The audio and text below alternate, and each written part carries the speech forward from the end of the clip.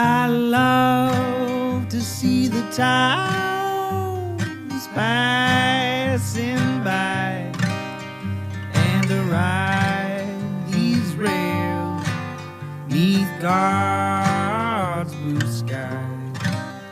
Let me travel this land from the mountains to the sea, 'cause that's the life I believe He meant for me. And when I'm gone and at my grave you stand, say God called home your rambling man.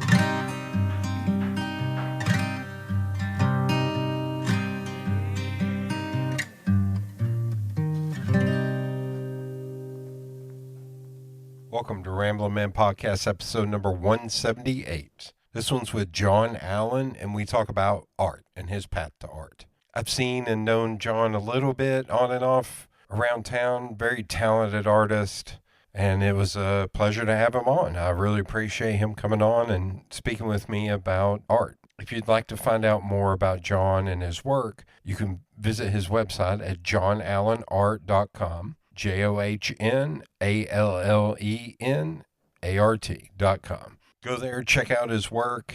If you'd like to give him a follow on Instagram, you can go to John.Allen.art. Yeah, appreciate John for coming on. Make sure to give him a follow. Check out his art. Sponsor this week is Feral Giant. Feral Giant is a graphic design, illustration, and social media consultation company based here in Knoxville, Tennessee. So they do work for clients big and small all over the country, all over the globe, in fact. But they also do photography, videography, video editing, and audio editing, website design, SEO, writing, content development. Hell, they'll babysit your kids if it nets them money. So make sure you give them a follow on social media on either Instagram, Twitter, Facebook, or LinkedIn at Feral Giant. And be sure to give them an email today and hire them for your next project. Without much further ado, here's the episode. Are you still at Relay Ridge? No.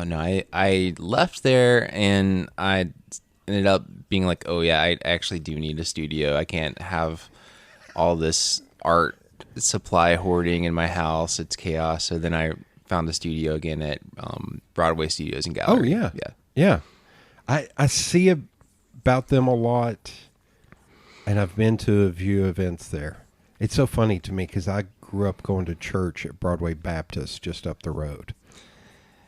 Yeah, it's funny. And then I remember when I moved to town and I looked at I looked at Broadway Studios, and I think they'd just gotten started, and they were, it was still very much like the vinyl carpet place. Oh, yeah. And so the whole place was like wood paneling, like this kind of nightmare of labyrinth of wood paneling. And my first question was like, oh yeah, I can paint the wood paneling, right? And they're like, no, the landlord won't let us. Oh.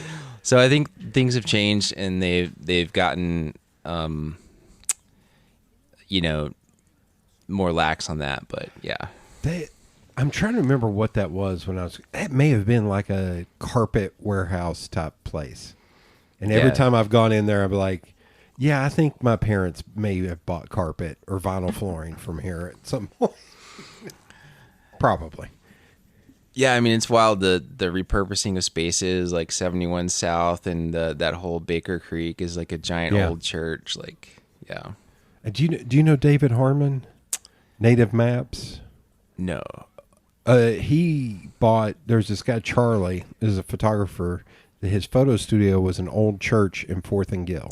Oh, I've been by that place. Yeah, I know someone who rents a studio there. And so David Harmon was down in the basement, and he bought it from Charlie, and now it gets rented out, and they shoot. Pop Fizz shoots a lot of film stuff up there. Yeah.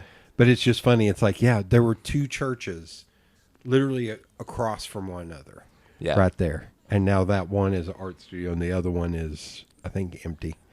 Well, I mean, and it's just, I've been thinking about like gentrification a lot with like, I mean, the arts it's the double-edged sword that like, it's an opportunity for artists. Artists see the potential Yeah. in like underutilized spaces, and it's a way for them to be affordable, but then it ends up making it unaffordable and decreasing opportunities to like work in the downtown space. Like I grew up in Greenville in South Carolina, and the history of that place is that it grew up around the textile industry. So there are all of these really kind of creepy old abandoned mill spaces, and at a certain point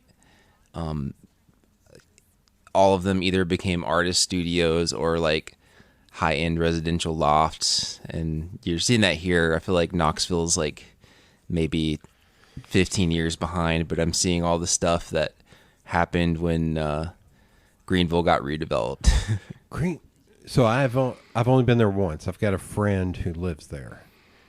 She is a rep. She was a rep for Wicked Weed Nice. in that region. Yeah. Now she is a rep for Liquid Death, which I think is hilarious. Liquid Death has, but I guess now they've gotten into seltzers and stuff. But I visited her once, and I was like, "This is a very weird town. It's very spread out. The downtown area had a lot of good food. Like there was a lot of interesting things, but I could not get a hold on what the people were that like there." Yeah, I mean, I think I see those maps. Like I get lost in those maps of like, it's kind of clickbait, but like places that each state hates. And I think in South Carolina it was Ohio. I think Tennessee it was Kentucky. But it is one of those things where it's like so many people are moving there from Ohio, and it's growing like so rapidly. But it's the map is like spaghetti. It makes no sense. There's no grid or logic, and a lot of it's really suburban. And I mean, it's not that different than Knoxville, but it's like I think it's more like deep south. I mean, one thing that's interesting, like coming from there and here is, you notice subtle things about the difference in the place's identity, but I think Tennessee still has a little bit of the like Appalachian kind of frontier spirit, and it's not part of the like historical like plantation economy that South Carolina had. So in a way it felt lighter to me, that there's like this like heaviness with that to me in the deep South. But unless you go over to Memphis. Yeah. And then there's food that's amazing. Yeah. Yeah. Well, you start to get more the plantation feeling over there. I've never made it. That feels. Memphis is avoid it in the summer because you think it's hot and humid here. It's holy hell, it's worse there. Best donuts in the country. I'm gonna hold my belly when I say a donut connoisseur. Yeah. It's this place called Howard's Donuts in West Memphis, Arkansas, and they are legit old school. I could eat a dozen and not blink. Like they're so good. Memphis is awesome, but Memphis is also a weird mismatch of gentrification, poverty, and crime. Food, like it's anything and everything you can imagine. Yeah. I love it, but one of the most surreal things. One is like, I never had kids or anything, but seeing people my age have kids that are like becoming teenagers, and so someone I went to school with, Devin, her daughter turned 16, and had a Weezer themed birthday cake, and that was surreal. I'm like, what? Teenagers still like Weezer? Because that was totally me. And then for her birthday, she wanted to go to the Bass Pro Shop Pyramid all the way from Raleigh and stay there. And not a fisherman, like just random, but I'm intrigued. I didn't realize they had lodging there till like a month ago. Till it got served up from some content creator on Instagram, where all of a sudden she was like, "Follow us as we stay at the Bass Pro." I was like, "There's a hotel in there," and I looked it up. It's bonkers. Yeah, I mean, the one here is wild and a spectacle. I feel like the last time I went there, I remember seeing like a child on a leash, which and then a few moments later seeing a monkey that was maybe off leash in a woman's like shopping cart. So you never know what you're gonna see. The original Bass Pro is in Springfield, Missouri, and I went there, and it is bigger than West Town Mall. It is absolutely I was like, we're getting our steps in. Just walking around here, full on streams. Like, it's so weird and creepy.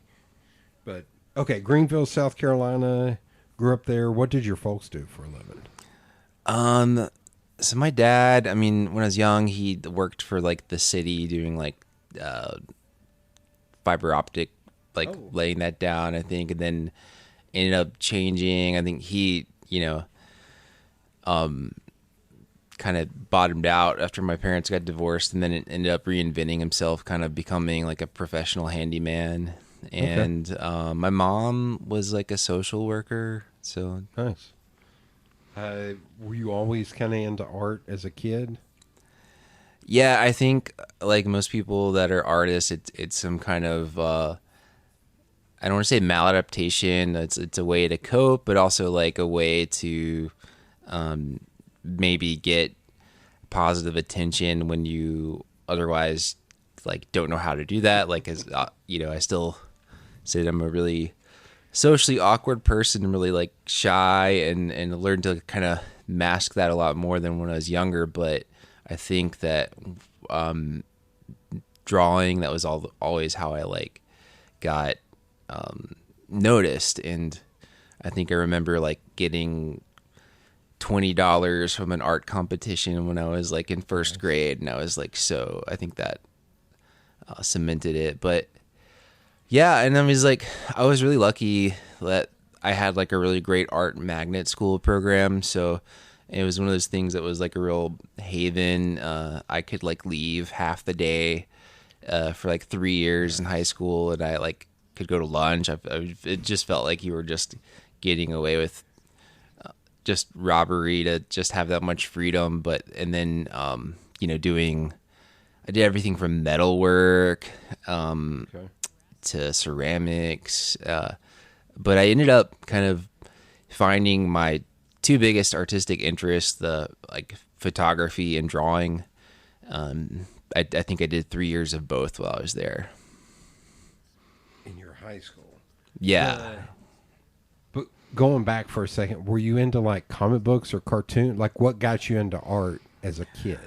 My older brother. So my older brother was like the comic book person, and he ended up like actually going to film school, and because he loved like horror movies, so he's made a couple of like B horror movies, but he was also like a comic book nerd, and that I never got that until I was like older and like started like liking graphic novels. But he just taught me how to draw, and I so I had more of the like, I guess, academic from the start like approach to it. But my grandma was like a watercolor painter, and so I grew up around those and seeing the work she did and some of her paintings in progress. And my grandfather, on the same side, my dad's side, he was a portrait photographer, so he did all the black and white. I remember his like big box cameras, like Ansel Adams, and like seeing the image develop in the developer was like, it's just magical. Like, there's nothing that can replicate that. I'm making a note. I got to remember to show you something when we get done. I think you all will. I don't think I ever told Anna about this, but something I have in there that's a piece of Knoxville history. But cool. We'll talk about that off mic. That'll be off mic. Okay, so you have an older brother. Do you have any other siblings? Yeah, I have two older brothers. Yeah, I'm the baby. I just got back from Montana, so my brother lives out there. Yeah, I went to see him, and we went to Glacier National Park. That's awesome. Yeah, it was amazing. Is your other brother, is he in the arts too, or is he? Like he was more of a musician, and he like ended up doing some woodworking for a while, and then he ended up doing like soil science. So I think he maybe had the foresight to realize like, maybe I don't have to like be a starving artist, and maybe I can enjoy my hobby instead of monetizing it. Yeah. He took a little of your dad's being a handyman. He was like, I gotta make money. I gotta do something here. Well, it's funny. My other brother that studied film, I mean, him Yeah. and his wife moved to LA, and they did okay. Like he's met like Hayden Panettiere. He did a little like a kids movie she was in when she was younger, and he did like 3 or 4 like Jean-Claude Van Damme like straight to video movies. When you said B movie, I was like, well, obviously he's worked with Nicolas Cage because I mean that man has made 57,000. I wish the Wicker Man. Van Damme. Interesting. And his wife like worked for a company that made like movie trailers, but it's ironic, they moved back, they wanted to have kids, and they were like, we can't afford to like have kids out here. They were living in like 1-bedroom apartment with mold, and then they were not able to have kids, but they just like moved back home to Greenville, and thank God they're there because they're my mom is getting older, so but they're the nesters, the oldest child is always going to be like super responsible, but he took over my dad's handyman business. He's got that part of him too, and he like loves the freedom and of it. So I lost my mom last August. I'm the older brother, and with my dad, I'd read this thing called like a green box idea, and it was like everybody should have a green box where you store everything. Yeah. Like all your passwords, copies of your credit cards, everything. And I had to sit down with my dad and have that talk with him. I had to be the responsible one, sit down and be like, Dad, I don't like talking to you about this because I know what it means, but we're going to have to work on that. Because my mom was real diligent about like, she had a spiral bound notebook with every single password. She had an Excel document in Google with where they spent money, like like she was very diligent and all that. And I was like, Dad, I don't think you have any of this written down. I was like, we gotta work on this. Like we gotta figure this out. So your theory is correct. It's the oldest kid because my little sister ain't doing any. Yeah, I'm trying to survive. I'm yeah, I hear you. But LA is nuts. I've got a lot of friends who are comedians that try to live out there, and they're like, it's gotten insane how expensive it is to live out there now. I can only imagine. Yeah, and I feel like after COVID, I started seeing a lot of like California, like I mean, I think that's like universal. Everywhere is like, oh, Californians. Like my brother in Montana has been talking about that. That's like they're kind of just like here, like their property's gone way up, and it's because people in California are like, oh, this is cheap. This like, $500,000 like acre in Montana. Like, yeah, well, that's this area. Like I grew up in East and North Knoxville. This has always been a working class neighborhood, and now, like I was talking to a friend that I grew up with, and I was like, I'm seeing Teslas and BMWs in this neighborhood. I was like, that's weirding me out, man. Yeah, it shouldn't be that. Excuse me, it shouldn't be that way here.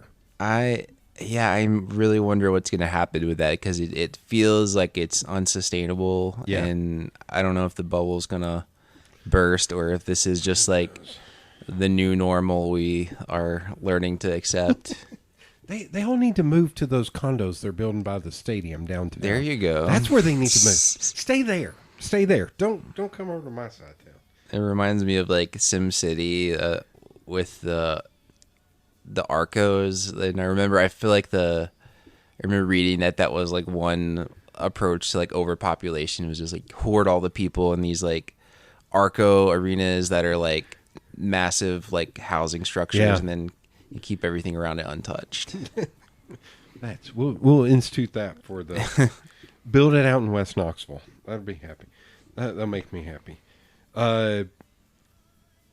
Would you say your grandmother's work was the first piece that kind of made you take notice, or was there some other piece you saw in like a museum or somewhere that made you kind of? Yeah, I mean, I think seeing her stuff and stuff in progress, and she did a lot of flowers, but some of my favorite work of hers she went to like these trips, and she went to the Southwest, and the stuff, I've got a few of her paintings from there, and they're just so abstract, kind of in a good way. The compositions are great, but just, I don't know, I always just like live vicariously through her. Like, she was really like, I think was a seamstress, and I don't think she traveled all that much, so these trips must have been so special, and like this sense of freedom. But yeah, in Greenville there is a small museum, and sometimes they affectionately make fun of the Knoxville Art Museum, but I would say I probably made fun of the Greenville Museum more because it was a brutalist structure. It's just one of those like, oh my gosh, like concrete, like looks like it's from the Soviet Union, like monstrosity kind of structure. But in there, surprisingly, they had a large collection of Andrew Wyeth watercolor paintings. Interesting.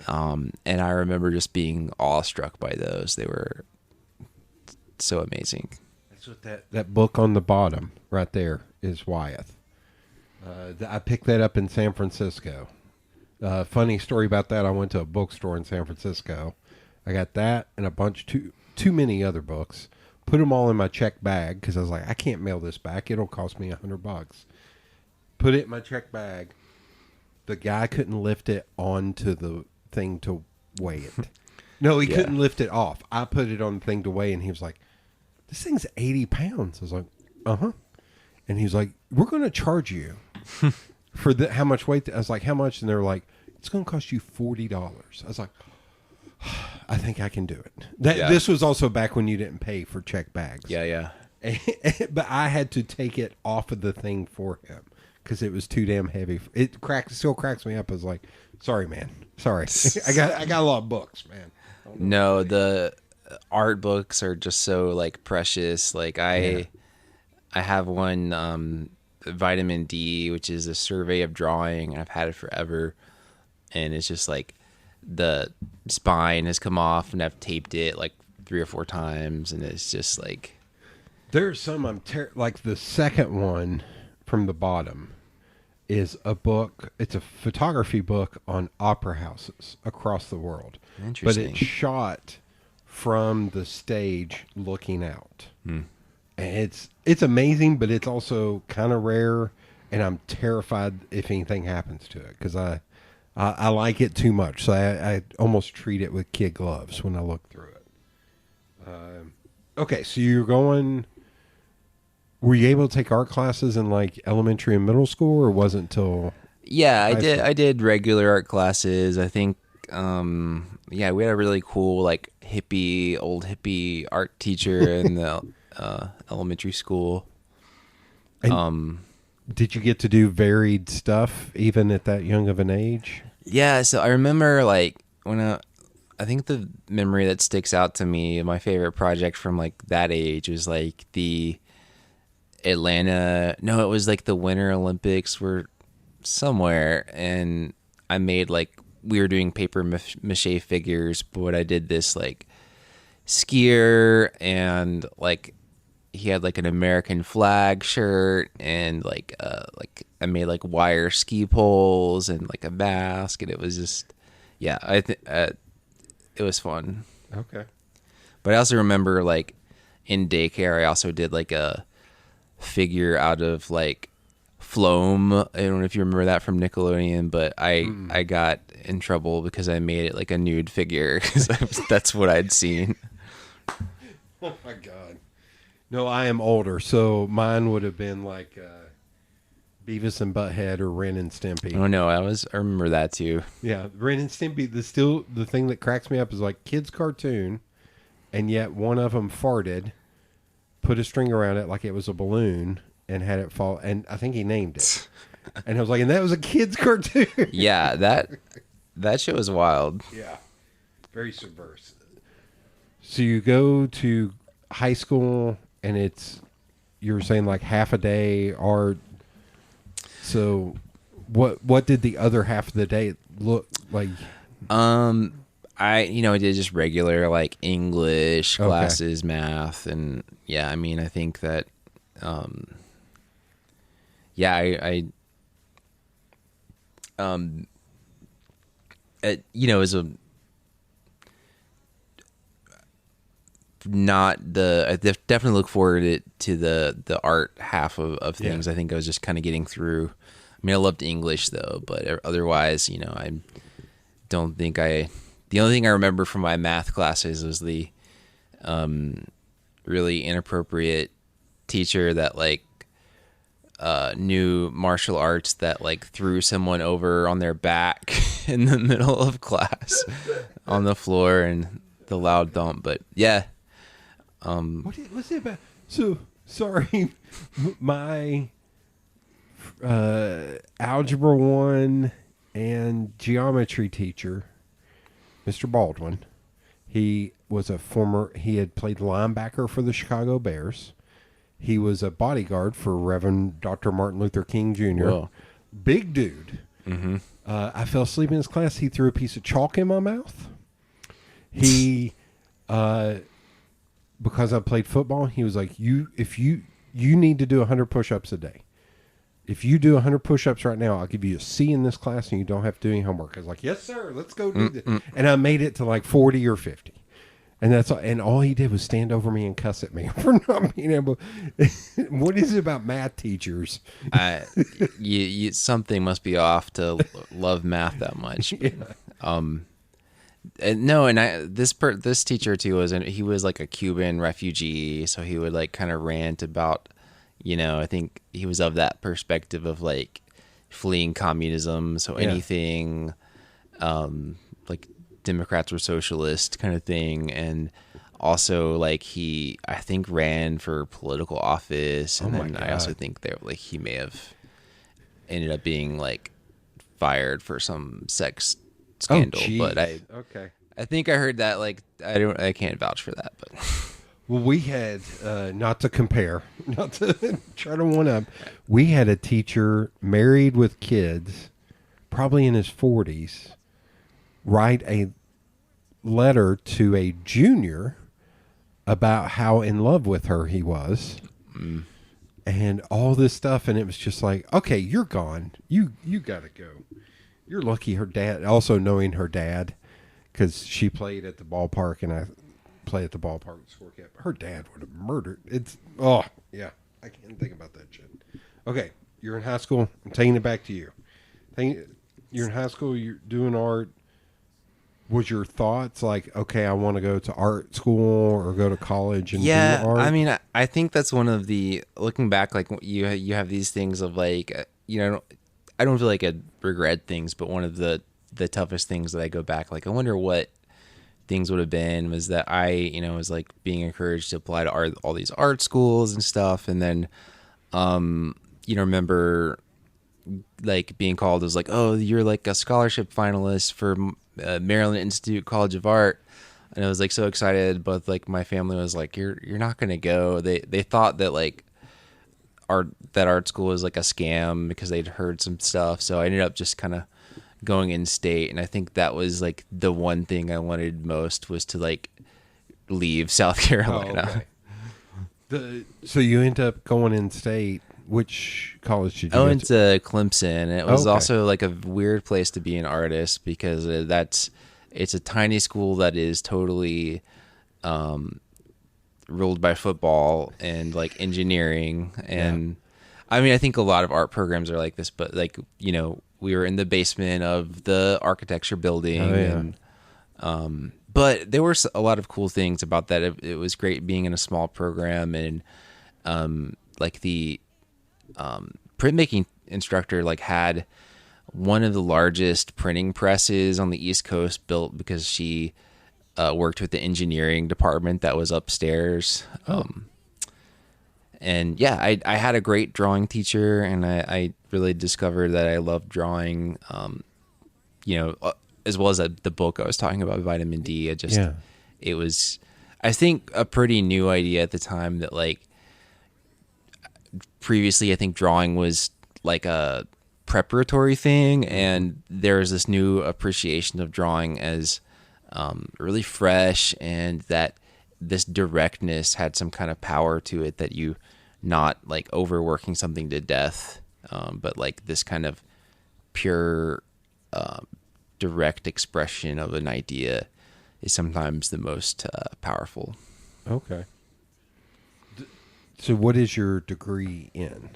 Is it So yeah, I have an art degree. I have 2 art degrees. I have a BFA, and then I went on to school to get an MFA, at the University of South Florida. okay? Another football school. Yeah, yeah, totally. So you just and then you come here. Yeah, I moved. So you went. So you go from Clemson. Did you immediately go to South Florida for the MFA? I think I waited a year, and I was kind of like, oh God, I'm floundering. I don't know what I'm doing at all. I need something to move me forward. Okay. But yeah, I think and it's funny ending up here. The person I was like with at the time like wanted to move here, and like we're not together, but I ended up staying, and the only reason we moved here was because her mom had like gone to school here once, like, and it was like near the mountains and cheap, so. And you're still here. Yeah, I do like it. Like it's I don't know. I feel like a lot of people say this about Knoxville, but they're like, yeah, I keep thinking about leaving, but it's really a vortex, and I feel like it always sucks you back in. It's yeah. I yep, been here all my life. So, but then again, if you're coming from Florida, Oh God, I could not wait to leave. The day that I could leave, I left. I think. Where is South Florida at? It's it's funny. It's not even in South Florida. It's in Central Florida. Okay. In Tampa, but which is funny because there's a UCF? There's a University of Central. and it's like 30 minutes away. But they're both like giant schools. They're both like 2 of the biggest schools in the country, I think. Yeah. Because they're just like, I didn't realize how many people were in Florida. And how many people visit Florida? Sweet gosh. Jesus. Yeah. It is. I've not been up in the Panhandle. I like St. Augustine a lot. Yeah, so I mean, geographically, like that. Yeah, I but like Orlando's that a lot. a hellscape. Yeah, I can't. I don't like. I don't know how anyone can like Disney that much. Yeah. St. Pete is pretty nice. They got really cool murals. And like I like Tampa, but St. Pete was about 30 minutes away, and then you're like close to the water, and I think I could live in St. Pete. Okay, so go to South Florida to get your MFA, and then was the next step to move here, or move straight here. Okay, and then you come here. Did you go to UT at any point to get? No, and that's one of the interesting things. Okay. I mean, I just started working at UT as a staff person, but like, I felt like it was just so weird and so hard to break in as an artist without any kind of like connection to UT. Because I mean, a lot of the galleries are just you have to have been an alum or work there currently or be a student. And the UT galleries like really do a whole lot for the art scene here, but it also, you see a lot of art shows by like, oh, this is the visiting professor. This is like the, recent grads or that kind of thing. But it's for the most part, it's such a great part of the city that it's really connected and it's part of the fabric of the city. And I appreciate it. Okay. And so you move here. Did you immediately kind of try to seek out some of the more community art programs or anything? Yeah, I mean, that was one of the things. I was like a little bit reluctant to be here because I was like, I remember searching arts organizations and I was like, well, it's like the Emporium and that's it. Yeah.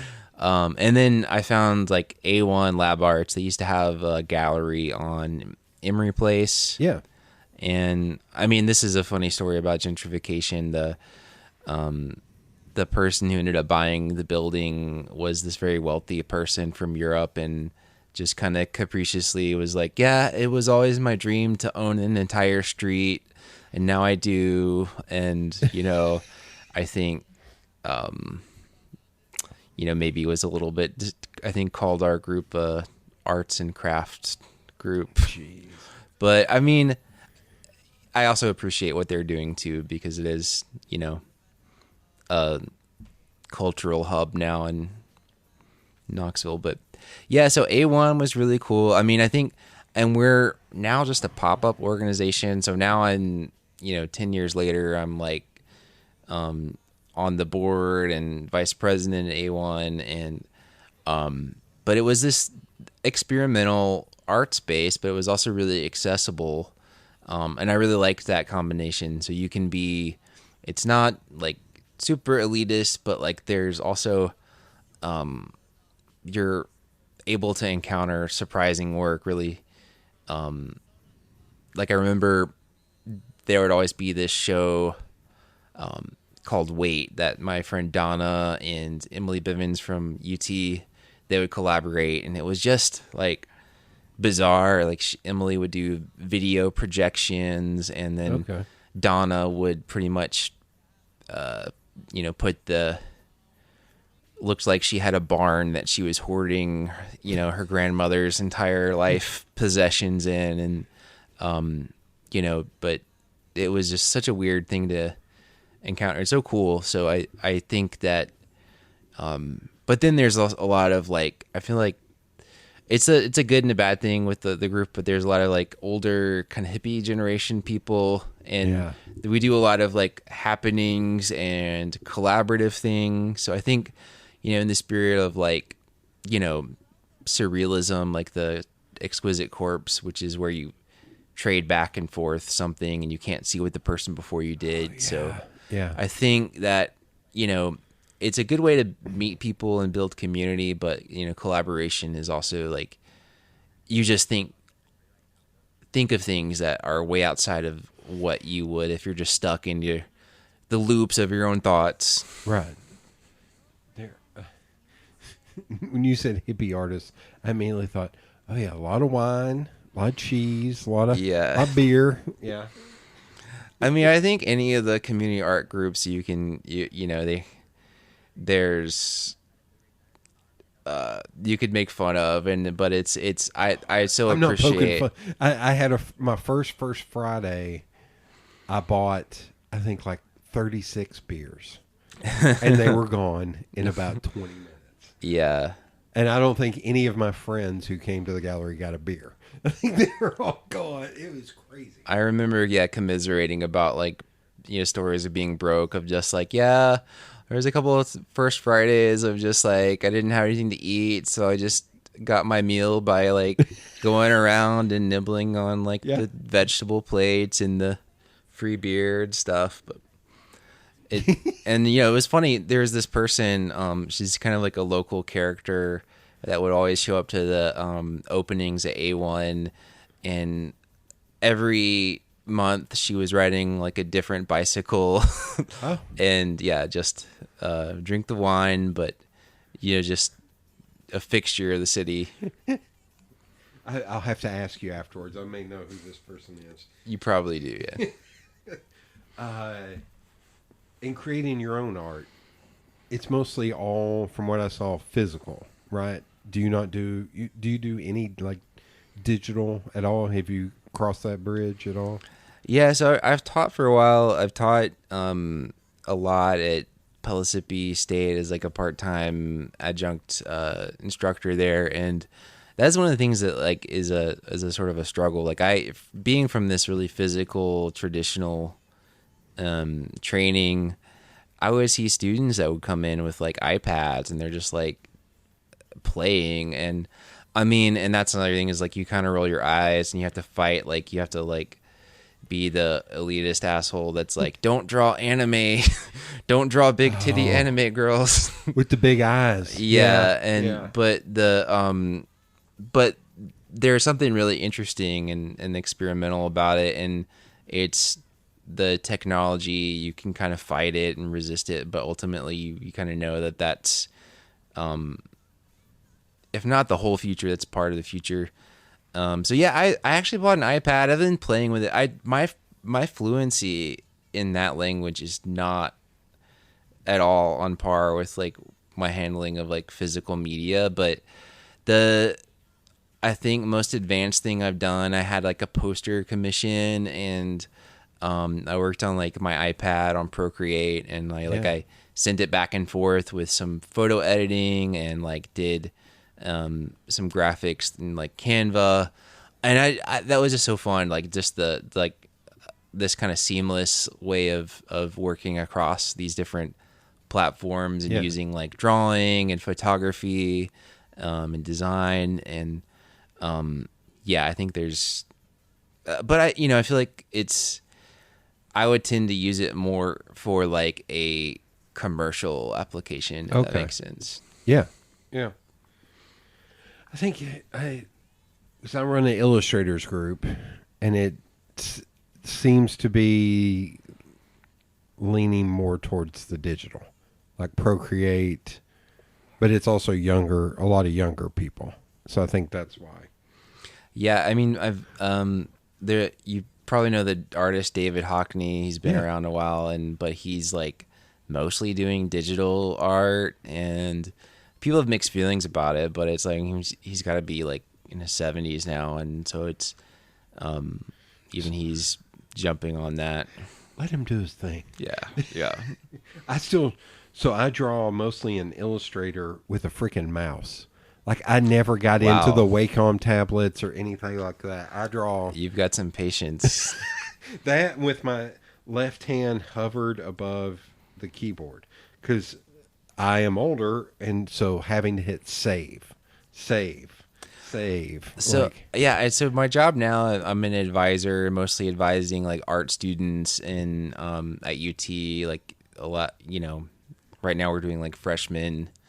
I was talking to a student today, and they were talking about digital, and we're having this kind of same conversation. But one of my experiences with digital is like part of it is paralyzing. I feel absolutely paralyzed by the undo button. Like you don't have that in physical art, more or less. But like you have to learn to treat it like that a little bit, because if you are just if you think back an hour and you're like, oh, I wish I'd undone that, and then I think you probably learn a process where you can, find some middle ground. But I think that's an interesting thing of just how does that change art, is being able to erase that much. One thing that I like about it is I used to do this thing called 36 Days of Type, where you do a different piece of type every day in digital. Or people did it however they want. I did it in Illustrator. But there were times out of that where I developed this pattern, where I came up with a pattern for wood. And I would use that in varying degrees and different, but having stuff that I threw out in the pasteboard that I was like, I don't like how it looks for this. And then like 7 letters down the line going, oh, I want to do this. That's cool. Oh, let me go grab that from. Having that option was always, which I guess in the physical realm would be just, well, I did a painting one time and I used this technique, so now it's going to be much easier for me to apply that technique here. Yeah, I didn't know that anyone else did this, but like I have a whole portfolio of like drawings that I have gotten to, and I abandoned because I just didn't know what else to do. And for a while I was like going back to that portfolio and like finishing them up. And I saw an artist lecture in Asheville. I got into this show. I was really excited about the annual drawing prospectus at UNC Asheville. But the juror there was talking about doing that same thing, that he will abandon things. He'll go back to works from like 10 years ago. And it's like a conversation with himself. And it's like in the time that you've been away from that, the thing that you needed, the puzzle piece, you've learned that skill and you know how to finish it. And yeah, it's going back and having like a conversation with your past self. Yeah. Yeah. I've never heard it put that succinctly before. I don't know what that was. Let me ghost in here. Yeah. It's probably my house cracking from it being so hot outside and my air conditioner being like, "Come on, man. We gotta keep things up." So a lot of your feed it feels a little varied. Like you like a lot of different things. And was I seeing like inks and charcoal? Was there like oils and acrylic, like watercolor? Yeah, I think that's maybe a flaw. Like, and especially like if you and not a critique. Are just well, from the perspective of trying to like be like a gallery artist or like the kind of branding aspect of an artist, I think that I've always erred on the side of like exploring the sort of where the like creative muse takes me, but that you have a harder time like committing to a body of work and really, you know, there's artists that do one thing. You were just talking about, you know, was it John Prince that Richard Prince? Yeah.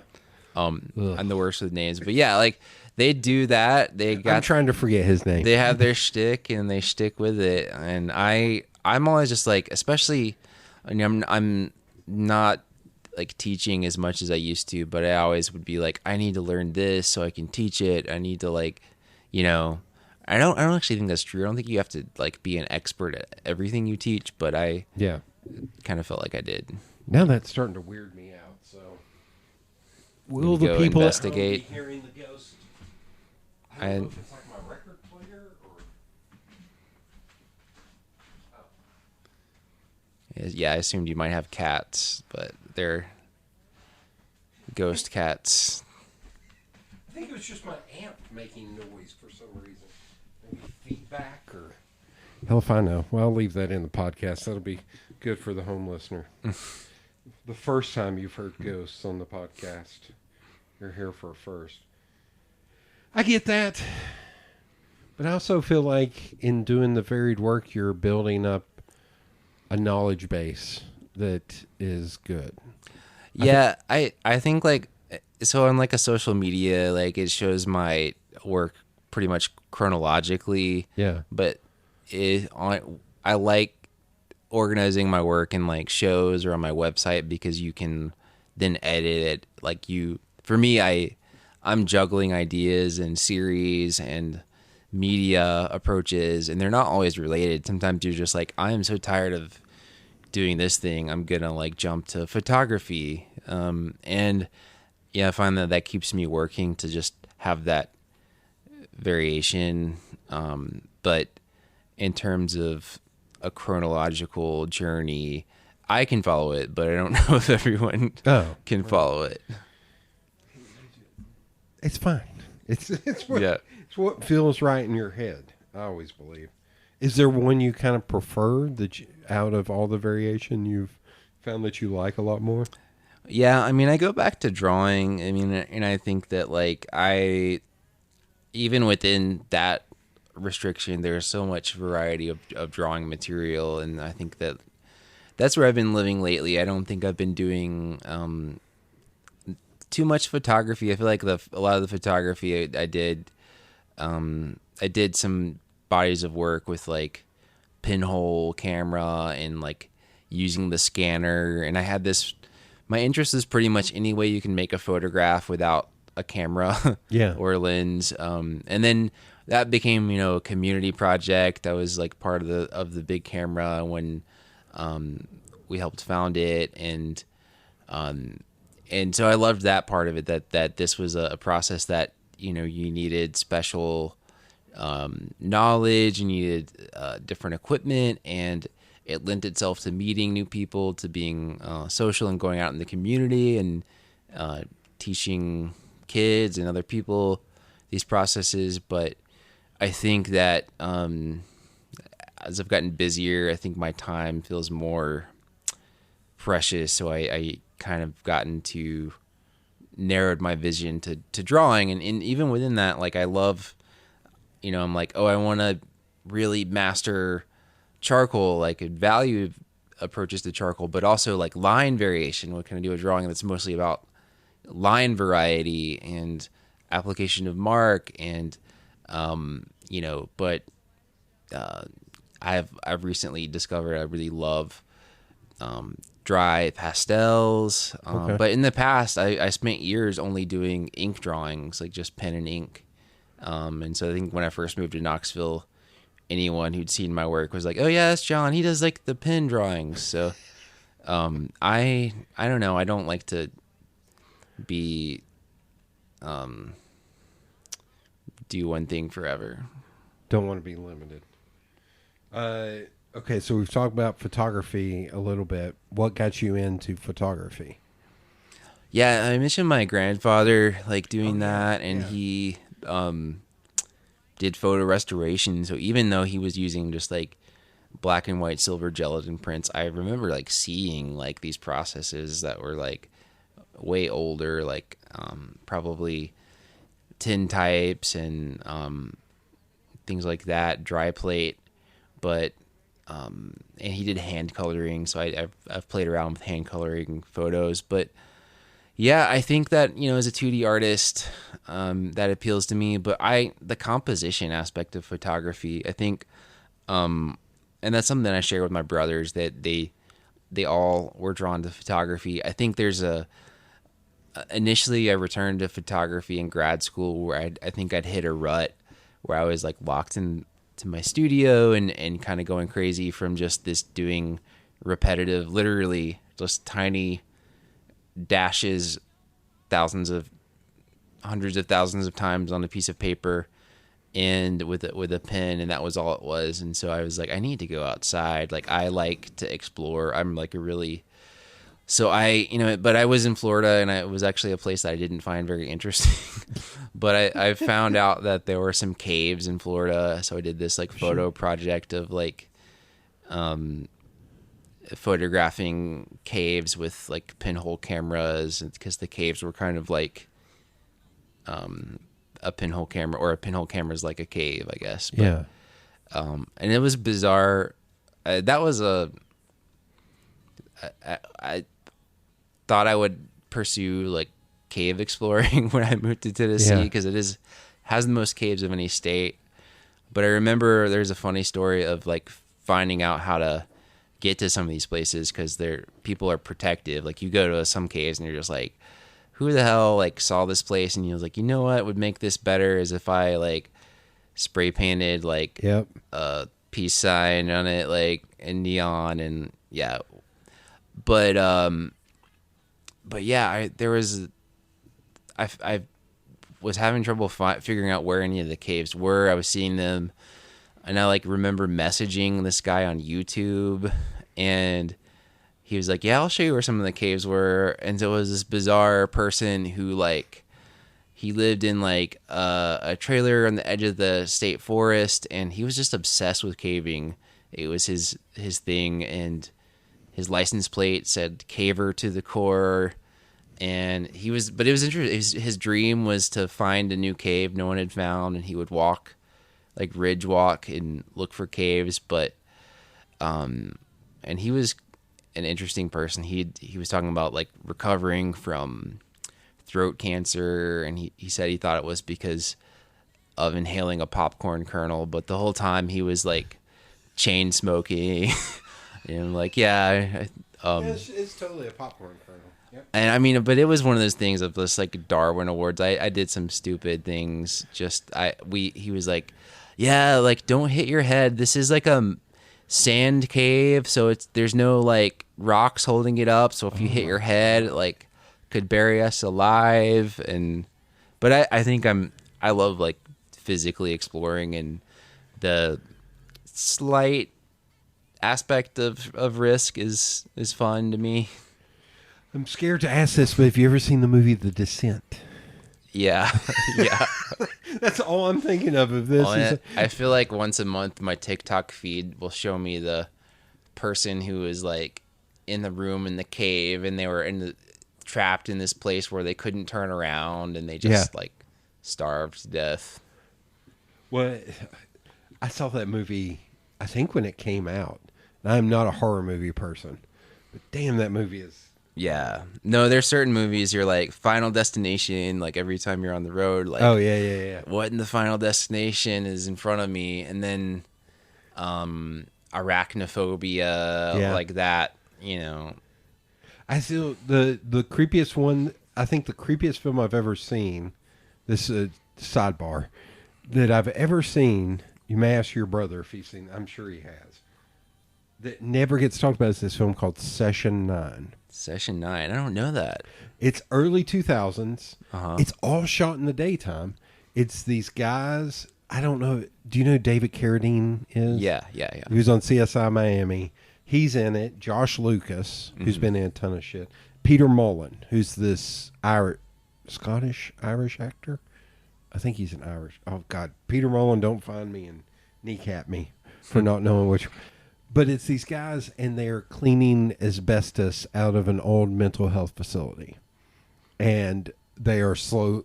One of them is, well, they're slowly going mad. One of them finds the cassette tapes recorded of the people. Oh, interesting. It is creepy. It's the creepiest movie. Give it a, if you like horror movies, give it a watch. Session 9. Session 9. It is, to me, is terrifying. Yeah, I think the like scariest stuff is like, even though it's like, I don't think I believe in it, or like the stuff that's like demonic possession, like The Omen, and I think I also watched all those things like way too young. Yeah.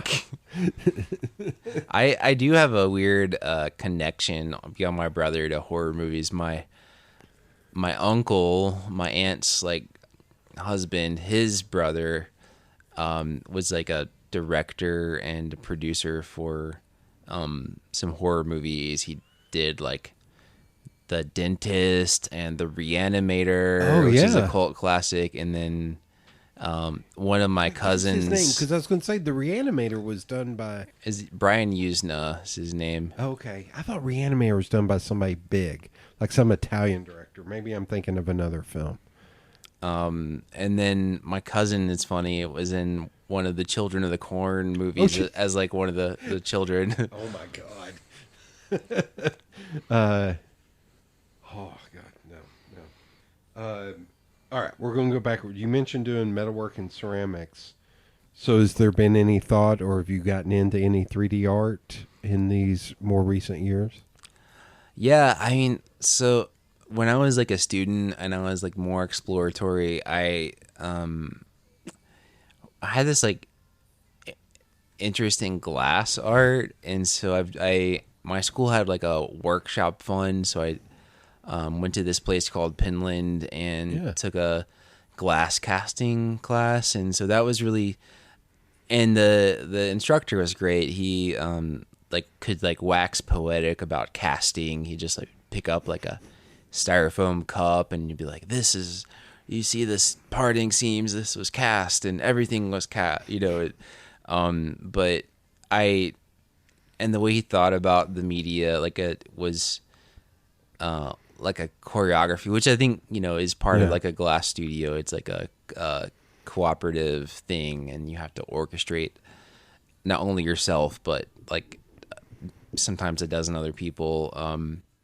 But I think, just the kind of rush of the kiln was exciting. But I think since then I've done some things with casting. I had these maps, these 3D relief maps that I would cast the underside of, and then I haven't like shown a lot of it because it's like very divergent from the rest of my work, which is already divergent from itself.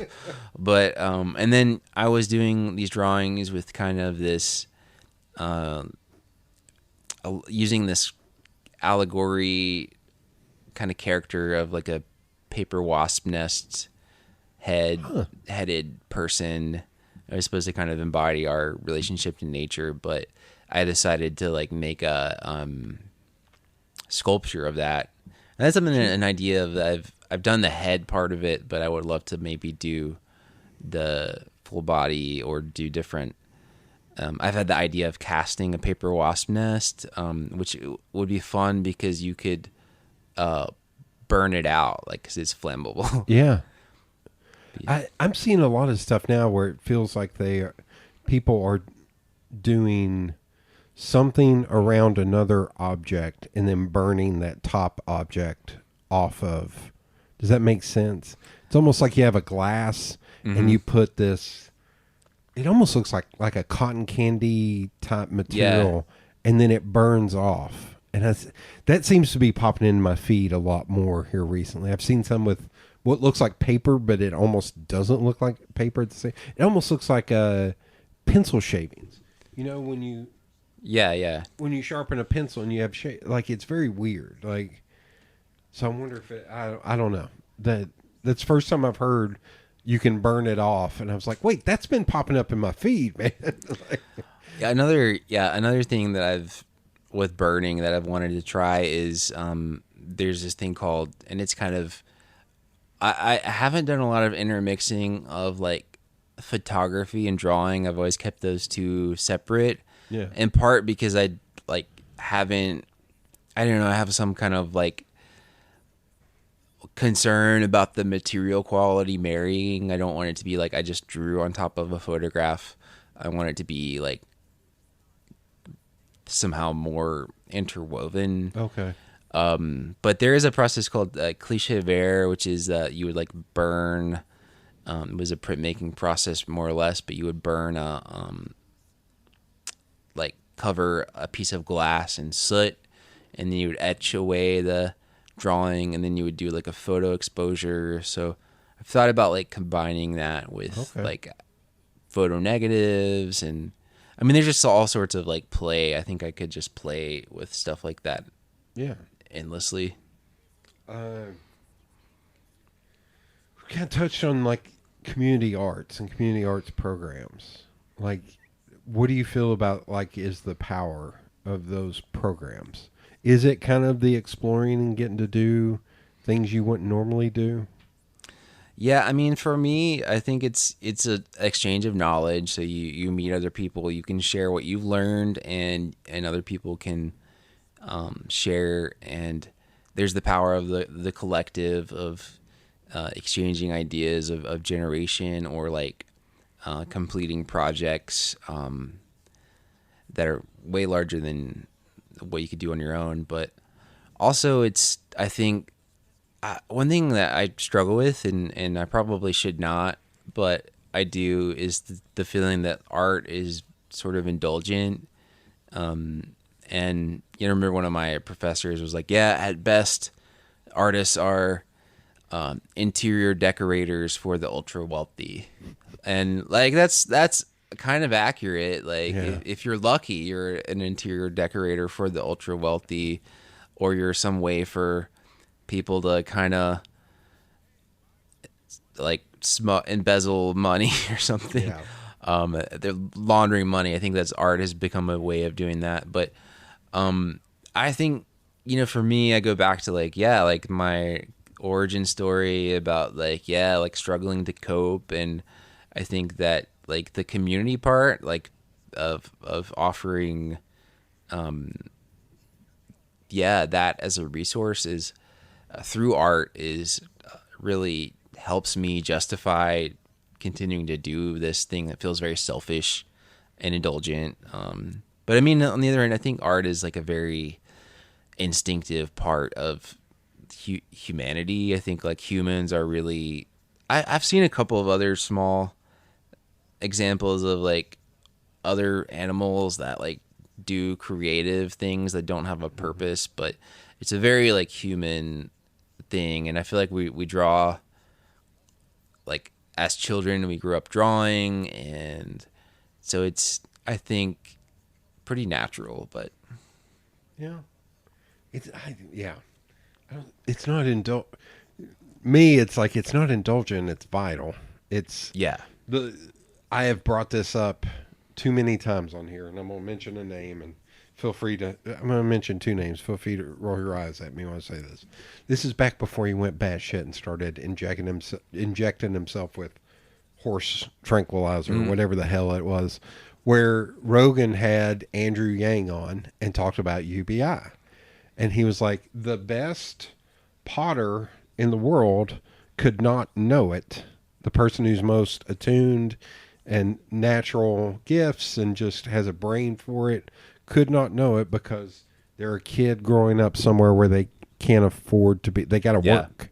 And it was like an argument for UBI was like, how many artists, what dude is working at a machine shop that's actually an insane watercolor artist that could break new ground but never knows it because he's got 3 kids and he's got to take care of his, that kind of shit. And it was a great argument for UBI. And then Rogan started injecting himself with horse tranquilizers. Bat shit. But there was a point where he was a good interviewer and he had interesting topics and people. No, he's got his place. He's got his value. Even if you don't agree with everything 100%, Yeah, I guess. I just stopped I listening. say that as someone who's really not actually. I just listen stopped to him listening much, to him because but- he's nuts. He doesn't.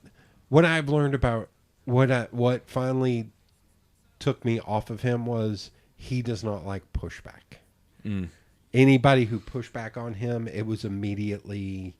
Yeah, you can't be such a resistant person, so like defiant and opinionated. Like Yeah. if you're gonna like throw that shit out there, then you gotta like handle the pushback. Yeah. You think coming from mixed martial arts that he would know sometimes you lose, but I guess not. Anyway, I'm gonna get off. Well, I think it's people like that. It's like it's such a massive like construction to protect their ego. You know what Yeah. I mean? Like you do all this shit. You you become like an MMA fighter because you're like actually this very vulnerable person. Yeah. Okay, we'll get off of that. We'll go through. This is the last few questions where we kind of future cast on what you think about the future. Is there anything you would like to see more of in art and creativity? Yeah, so we were talking, and I think I wasn't sure I didn't think we had started recording yet. Maybe we hadn't, so I apologize. I'm a trickster. for that. But yeah, I mean, I think there's lots of energy, and there's lots of people with ideas, and I think that we were saying that I think it would be great if there was a little more cooperation and coordination between projects, like working together. I think where we named names was before. Yeah. Record. So But like figuring out how these pieces can not compete but work together and build into a larger framework. I think that there's this sense of like, oh yeah, we need more art groups, we need more art resources, but then there's the scarcity thing of like, oh, if I do this, it's competing with the other thing that's been here forever that gets all the money, or like, yeah. And so I think making it more of an incubator for that. And I do think just, the cost of everything, it's so, it feels like particularly with like getting a space, like it's such a uphill battle with that. I will tell you one bummer that I didn't mention earlier. This church over here, this Slavic Gospel Church over here on Fairmont, that building was up for sale. I may be wrong on this, but I want to think it was like $200,000, like 10 years ago. Wow. It was either $200,000 or $300,000 before everything started going insane. And I remember sending it to 2 friends going, I have no money. Can we somehow buy this? Yeah, 'Cause it's like, think about all the good shit we could do. I know. It was crazy looking through, like how many stages. I was like, you could make music venues. So I think that's what I would love to see in Knoxville is like a space that was like a exhibition space, like some of the spaces that we have, but also incorporated like education was like a place where you could learn graphic design, artists could learn how to shoot their work. There's places that have kids classes, but I think if it was more of like a working artist space, and then also just it's a tough thing to like other than UT, a lot of the art spaces end up feeling you know, I don't want to sound elitist, but a hobbyist. And so how do you get this full spectrum of being welcoming to beginners, but also wanting to get some more experimental things going? Yeah, it's a weird thing. I'm gonna bring up a name, and I'm not deriding these people for this, but it's like Aramont is very much you have to be all in. And I feel there are times which they used to do this. I don't know if they do it anymore. It's like, can you not have like a 4-weekend long 2D printmaking class where you can come in like all day on a Saturday for 4 Saturdays in a row instead of having to be there? Yeah, the luxury of being able to take time off is sometimes. I worked for like a brief less than a year at Aramont, and it was not a great fit because it was in development, fundraising, and God, yeah, and then also the drive. But it's amazing as a resource in the community. But and they do have a lot of like winter community workshops, so that's I don't know if they're like utilized as much as they could be, but it would be great if that was more year round. I got asked to be part of Pentaculum through Ashton. Oh, great. And did it 1 year. But it was the interesting dynamic of people here who don't know what Aramont is, which was wild. And, and then the people who came to that, like Ashton, yes, she's from here, but she's not from here. I was the only one in the entire Pentaculum across all the things that was actually from the area. And it cracked me up because the people who weren't from here, who came from Kansas and Nebraska, and they were asking me about stuff, and they all, this is where I'll make fun, but I made fun of their faces.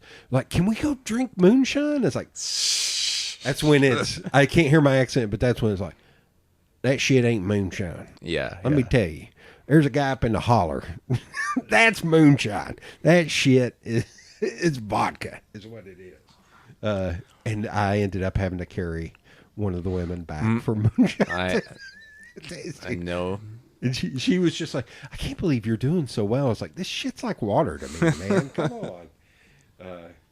But it was but it was not cheap, and you had to take a week off. Like it was. Well, and it's an interesting thing. I mean, because I part of the way I really like that it's in the middle of Gatlinburg, which like is sort of the antithesis of like highbrow. And so I think people who enjoy it or have like maybe some sense of irony about it, but I think it's like the tourism industry. Like you want to hate like the tourism and Pigeon Forge and Dollywood and all that, but then you're like, oh yeah, without this, like there would be no economy. There would just be like meth. It would be never mind. I was going to name another county. I'm not going to. Oh yeah, I can imagine. County.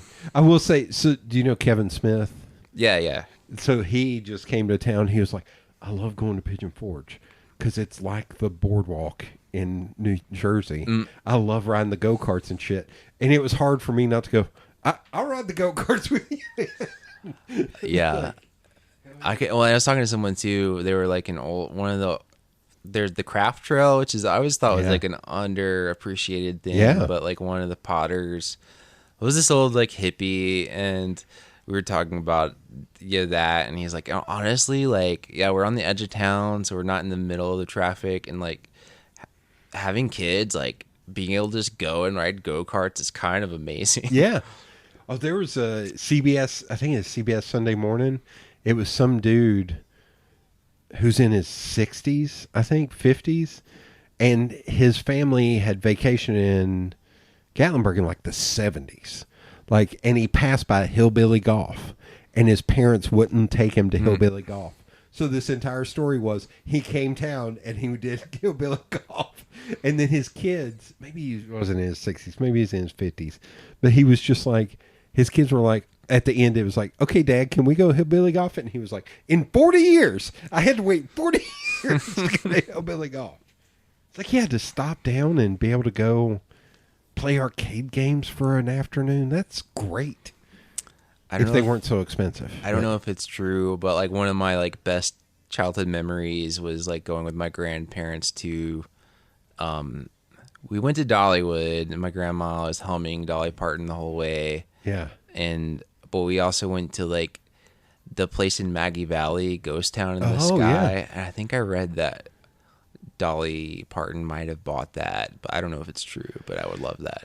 So I love that you were talking about finding the YouTube guy who did cave exploring.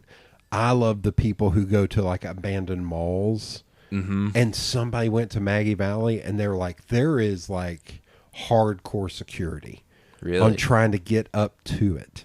And they like almost got caught a few times. Is Santa's Land still open? Do you know what I'm talking about? In Cherokee? Ooh, I don't know. That I'm not sure. I have the power of the internet. There is also, I think it's not in the music part, but I've been hiking on this abandoned ski resort that's outside of Greenville, Tennessee, and it was apparently like owned partly by Burt Reynolds before it shut down. So that's another bizarre thing. Good news, Santa Land is still open, and now I'm going to save this. It costs $27 to get in. All right, that sounds seems cheap compared. I know what I'm doing. My vacation. It's funny you mentioned that. Just recently on Instagram, I saw it was Burt Reynolds' house in North Carolina. I saw that too. And it was amazing. awesome. Yeah. It was weird architecture and yeah, crazy. Yeah. Which that blew my mind because he's a Florida guy. Why the hell he had a house in North Carolina, I have no idea. Mm-hmm. But that may explain it then. Okay. Is there anyone you would like to work with?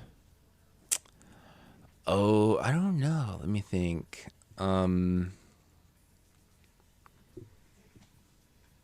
Just other than Richard Prince. I really love this artist, Russell Crotty, who does these. I just love his process and everything. He makes these spheres, and this is just like, picking the first name that comes to mind of like anyone that I've never met. How do you spell his name? Russell Crotty, Crotty. Okay.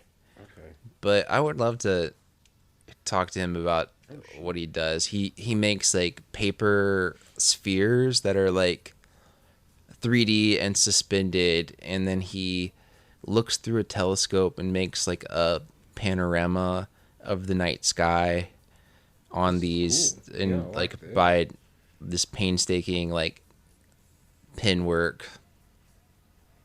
All right. Well, if I invite him to be on the podcast, you got to give me some questions. Yeah, I'm pretty sure he's living in California. So, do you set goals or a checklist? Yeah, I do. I go through phases. I'm not in a checklist. I've been thinking of like I feel like I just started a new job and I'm like kind of letting myself adjust. So I'm not like focusing on productivity, but I am at a point where like kind of want to pick up the pace. So I'm like, I need the checklist.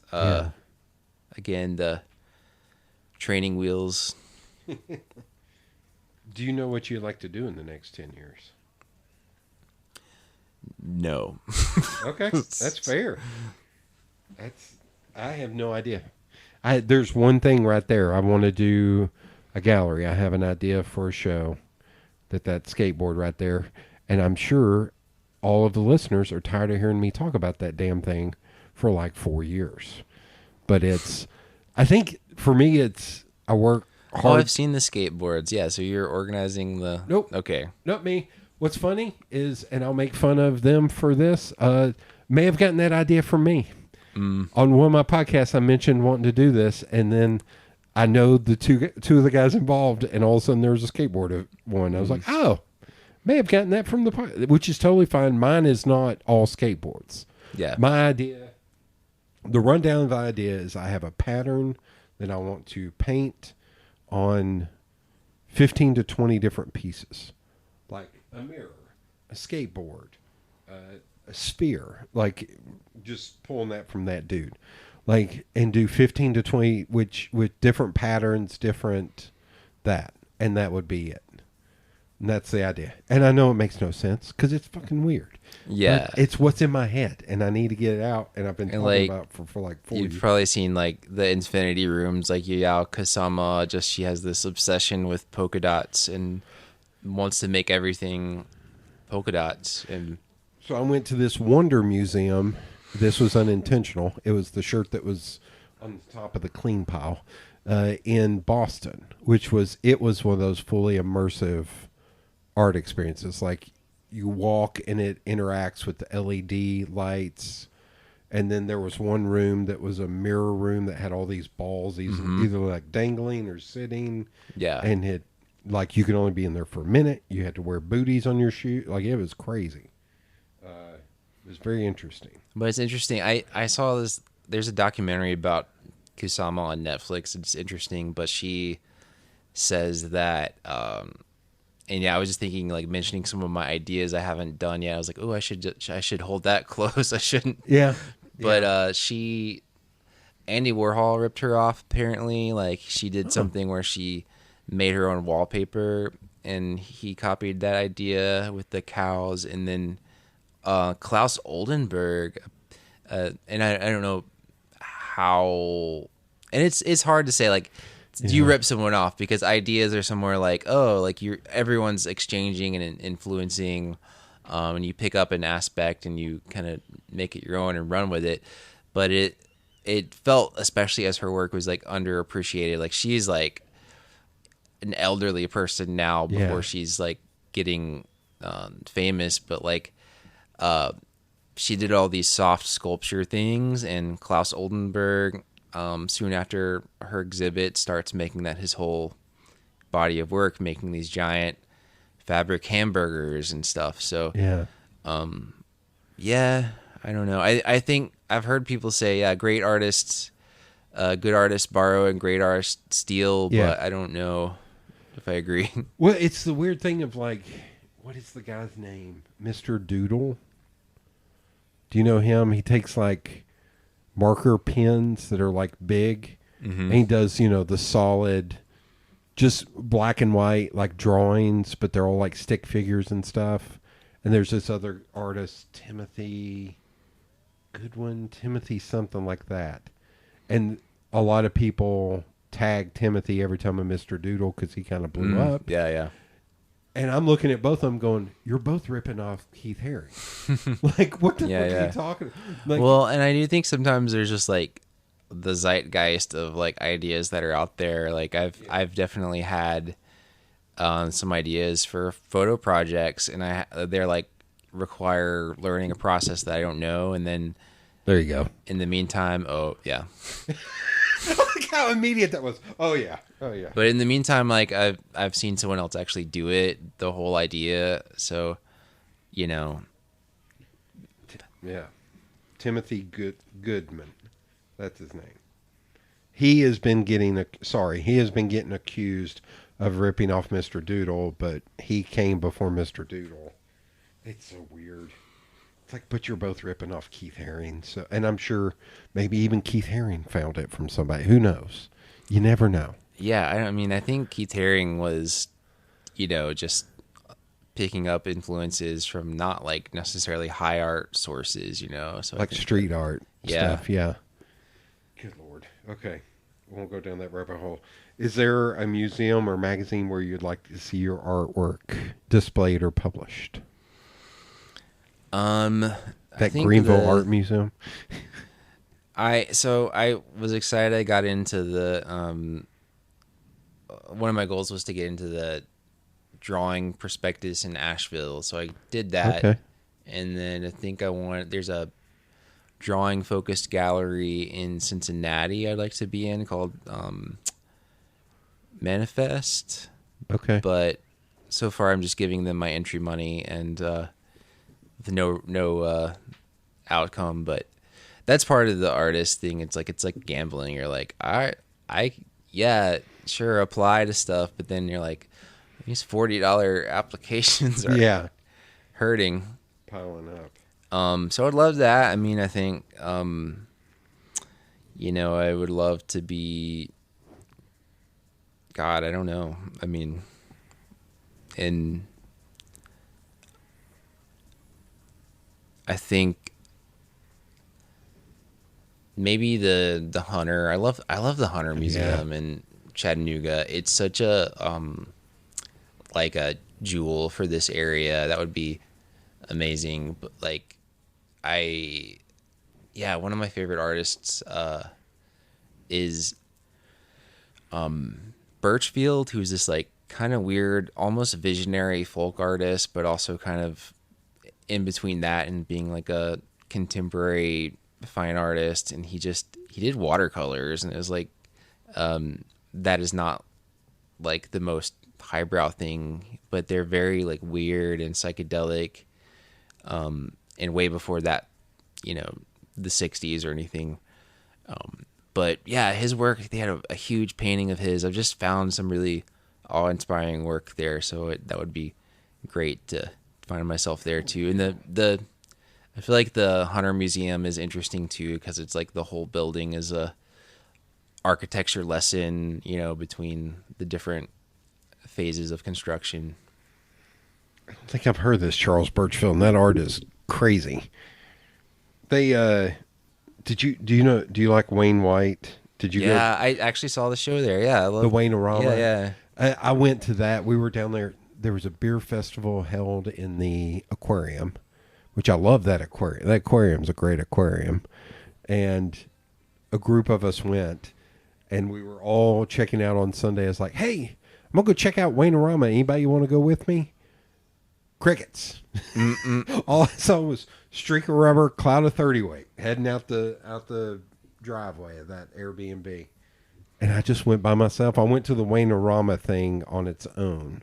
It was in its own building. And then I went to the Hunter and saw the Wayne-orama. And he's done some pieces that were very similar to what he's doing there. He's got an exhibit out in LA right now that's fascinating. I forgot he's from Chattanooga. And I mean, I love that he like kind of makes fun of like identity as being like kind of a from the South and Southern history, so complicated and rich, but and I love his materiality, right? Like that you can make cardboard into that, like, you know, the limit is really your imagination. So and if you could talk to the 14-year-old version of yourself, what would you tell them?